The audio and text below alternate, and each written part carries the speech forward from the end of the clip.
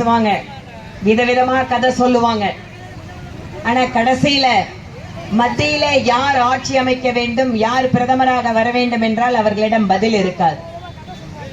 தமிழகத்திலே அதுவும் குறிப்பாக விருதுநகர் மாவட்டம் மாதிரி ஒரு மாவட்டம்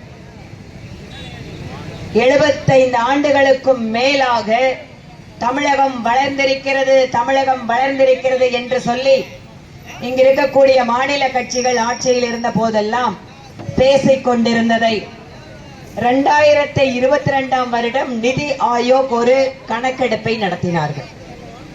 நிதி ஆயோகோட கணக்கெடுப்பு என்னன்னா, நாட்டில் இருக்கக்கூடிய மாவட்டங்களில் எல்லாம் எது வளர்ச்சியடைந்த மாவட்டம், எது மிக பின்தங்கிய மாவட்டம் அப்படிங்கிற ஒரு கணக்கெடுப்பை நடத்துறாங்க.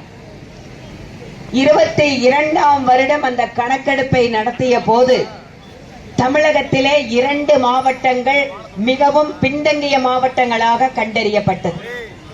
ஒன்று ராமநாதபுரம், இன்னொன்று விருதுநகர். இந்த விருதுநகர் பின்தங்கிய மாவட்டமாக இருக்கின்ற காரணத்தால, பின்தங்கிய மாவட்டம்னா என்ன அர்த்தம்? மக்களுக்கு எல்லா சலுகைகளும் போய் சேரல, மக்கள் இன்னும் வறுமையில வாடிட்டு இருக்காங்க, மக்களுக்கு தேவையான அடிப்படை வசதிகள் இல்லை. அதனால விருதுநகர் மாவட்டம், ராமநாதபுரம் மாவட்டம், இந்த 2 மட்டும் பின்தங்கிய மாவட்டங்களாக கணக்கெடுக்கப்பட்டு இந்த மாவட்டங்கள் மத்திய நிதியமைச்சர் திருமதி நிர்மலா சீதாராமன் அவர்களுக்கு ஒப்படைக்கப்பட்டது. அதற்கு பின்பாக இந்த 2 வருட காலத்திலே இன்று விருதுநகர் மாவட்டம் வளர்ச்சியடைந்த மாவட்டமாக மாறியிருக்கிறது. காரணம் என்ன?